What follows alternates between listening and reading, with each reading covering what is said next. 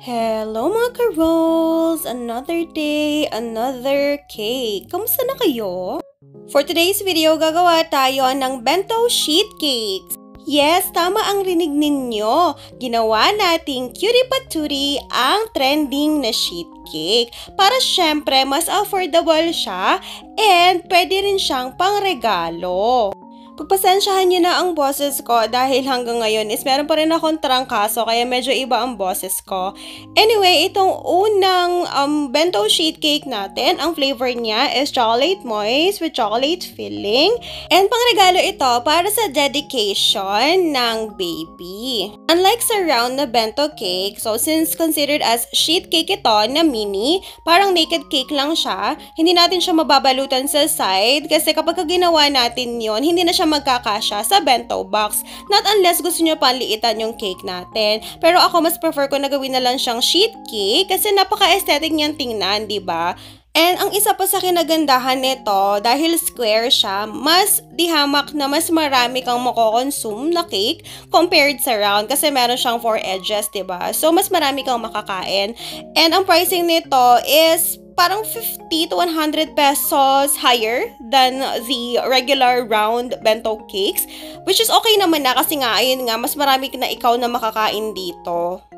Merong iba na ang ginagawa nila is kapantay lang nung bento box yung sheet cake natin para mabalutan nila ng icing yung pinakataas. Kukoveran sila ng buo so wala kang makikitang space sa mga singit-singit. Pero ako mas prefer ko na sulitin na lang yung cake mismo. Bale, ang ginamit ko na pan dito is square na bento size which is 4 inches. Tapos sinaasan na lang natin siya ng konti. Anyway, kasya naman ito sa bento box ng ganito. Siyempre, mas prefer natin na mas maraming makain na cake yung customer natin kaysa sa puro icing, di ba?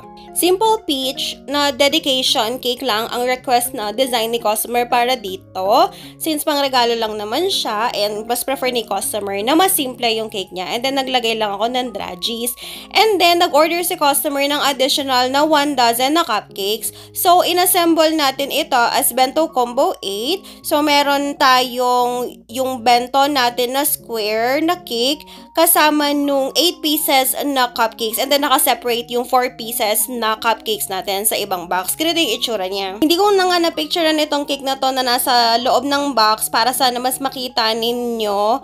Pero anyway, yung pagka-setup nito is yung normal na bento cake na may kasamang 8 pieces na cupcakes nga. And ito na yung final result niya. O, diba? Napaka-cute and napaka-simple lang nitong cake na ito. Grabe talaga. Ang ganda-ganda. Thank you so much for ordering. Dito naman tayo sa second cake natin. Siyempre, same. Sheet cake pa rin. And iba yung way na pag-assemble ko dito. So, nilagay ko muna yung first layer sa wax paper. And then, nilagyan ko siya ng ating chocolate syrup bago natin nilagay doon sa bento box para hindi masyadong mahirap. Meron na ding glucose, liquid glucose yung pinaka-bento box natin. Act as a glue. Yan. And then, ayan, nilagay na natin yung pinaka-icing natin sa gitna. So, double layer palagi ang ginagawa natin para hindi lumabas yung chocolate filling natin. Sa mga nagtatanong, ACC chocolate syrup ang nilalagay natin. Pero itong filling is sarili po nating recipe. Malay nyo, soon ma-share natin yung recipe ng chocolate natin. Kasi napakasarap talaga nito. Hindi siya super tamis. May pagkamapait siya para sa jar. Ayun, nabubulol na ako. Para siyang dark chocolate. So, nagko-complement siya sa tamis ng icing natin and sa cake natin mismo. Perfect ito pang kape actually. Ang theme pala ng cake na ito is Boss Baby. Request ng ating customer. Pang-gift niya rin ito sa first birthday and kasabay na ng binyag. I'm not sure kung ninang siya or tita siya. Hindi ko na kasi tinanong. Pero, ayun nga. Ang sabi niya lang nung una kahit anong design, basta color baby blue. Pero nakalimutan ko na kung paano kami napunta sa Baby Boss. Pero nasabi niya na kung pwede sana, gusto niya sana Baby Boss. And ayun nga, sabi ko, pwede naman siya lagyan ng printed details. And finry ko na nga din yung printed details kasi maliliit lang din naman, isisingil ko pa ba, diba? So ayan, so naglagay lang ako ng simple reset. Paano ko na-achieve itong color na to? Bali, Chef Master Blue lang yan na hinaluan ko ng konting purple.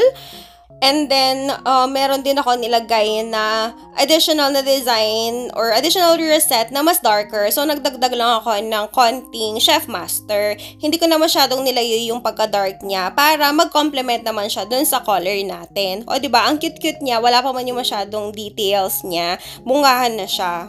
And then, nagpalagay lang din ng dedication si customer. Medyo may pagkamahaba yung dedication niya. Kaya nilitan ko na lang din yung sulat. So, cello sheet palagi ang ginagamit ko instead of piping bag para sa mga dedication. Kasi yung labas ng icing niya is bilugan siya. So, mas madali siyang i-manage.